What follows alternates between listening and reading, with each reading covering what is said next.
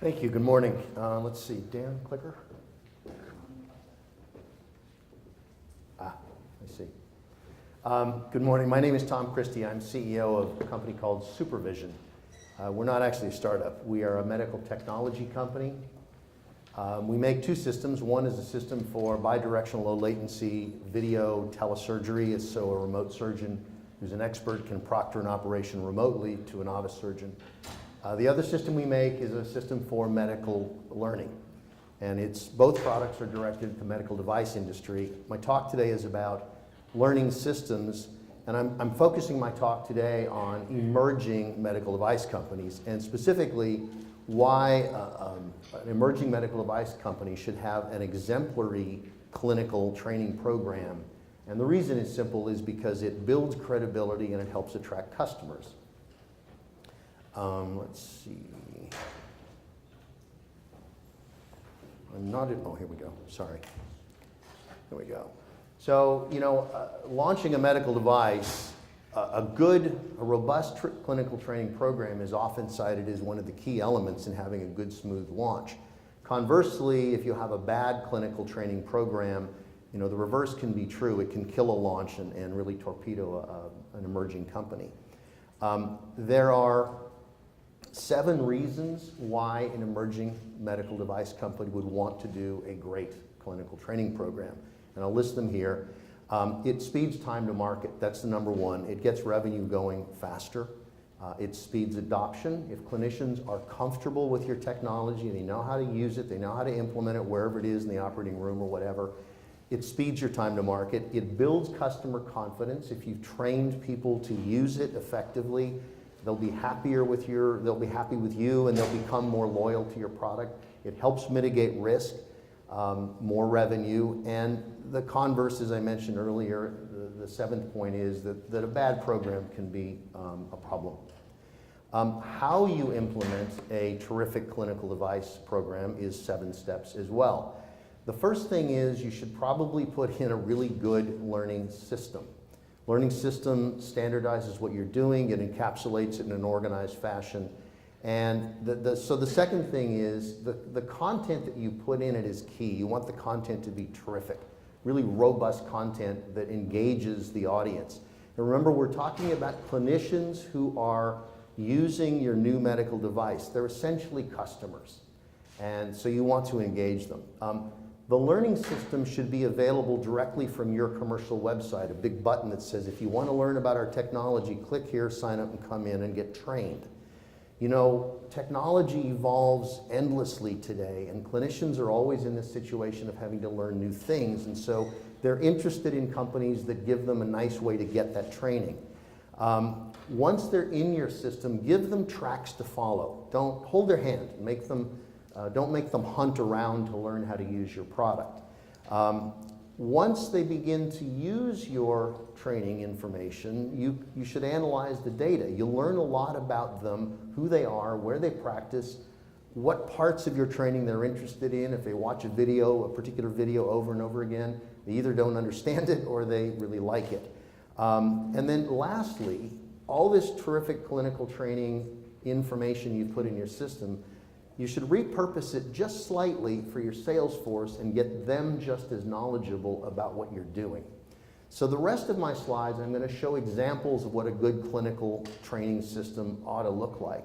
And I'm not just talking about web-based training here. Let me be very clear that I'm talking about web content, also live seminars, in-service training. All of it should be housed in your clinical training system. So I'm showing examples on these screens of companies that are based here in Los Angeles, just because that was a good choice to make. So this is a learning system of a company called Osor. They're in the prosthetics business. They make knees and hips and braces and boots and things like that. And the people that are their clinical audience are prosthetists. And so they have this on their website. If you go to osor.nl, they're based in Iceland and joint based in Europe. You go to their website, you log into the training system, you will see a platform that looks just this. You'll see this. So you can see that there's an interesting array of content at the top. It's categorized by topics. There's nice looking thumbnails. There's information that tells how long the course is, if there's a test, if you get a CME for it, and so on. Inside the system, the content you put in should jump out of the page if it's web-based, and if it's live, it should be really interesting. And so there's some examples here of courses and exams and videos, and so, you think about it, if you're launching a new medical device, you have to train clinicians, you have to do it. So you might as well do it brilliantly because it will attract this clinical audience. So make great content. The access to your site should be off, to the learning system, should be off your commercial website with auto login. Let people just go in, let them sign up with their email, presto, they're in. What we see in the data is that the spike on the weekends and late at night is significant. This is when clinicians have a little downtime, if they're poking around in Google looking for something and they come to your site, your technology, and they want to get some training on it, we see a huge spike on the weekends. So let them come in, auto login. Now, once they click to come in, this is your chance to begin to gather data about them. So ask, who are you, what hospital you're in, where's your practice, what's your cell phone number, who are you? They'll gladly give it to you in our experience. They'll give you much more information than these limited fields I've shown here because they want something from you which you're giving them, so they'll give you who they are. Once they come in and land, give them training tracks, give them a curriculum plan. Don't make them hunt around. And these are tracks, this happens to be a real example of NV Medical, which is a Long Beach-based cosmeceutical company. So they have training tracks on videos and skincare and all the various things that they do. And it's very simple. You click the track and then presto, it goes into a curriculum plan, and in their case, it's an organized plan. And at the end of it, you get a certificate and so on. One more, there we go. Once they've all been knocking around in your system should have pages that you give, a dashboard essentially, you give to your sales force. And the dashboard should be something like what you're seeing here, where the left-hand chart says, here's the newbies that came in this week. And the list right below them are the newbies, and if you click on them, it should show their history and who they are so that somebody can follow up. This is not a CRM application. That's not what I'm talking about here. This is a training system, but these people are coming to you, they're studying your information, and the sales force should learn to handle this data appropriately. Don't call and hammer people. Obviously, you'd call and say, thank you very much for signing up. We see you took some courses. Do you want any more information? Can we help you? The last point I'll make is that,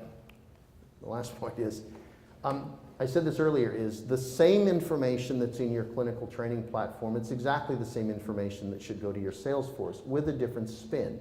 When it's customers, you talk about reimbursement schedules. When it's clinicians, when it's sales force, you talk about profit margins and quotas. But it's the same clinical information. So use that system to do dual purpose.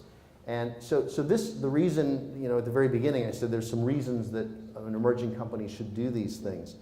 When you think about the organization and the structure of this, how much easier to roll out a new device if all the clinicians globally who want to buy your product and who you'd like to sell to can come here and sign up for seminars and take web courses and get all that, and you get to track them and see who they are. So that's the reason for doing all of this. If you have questions. Thank you.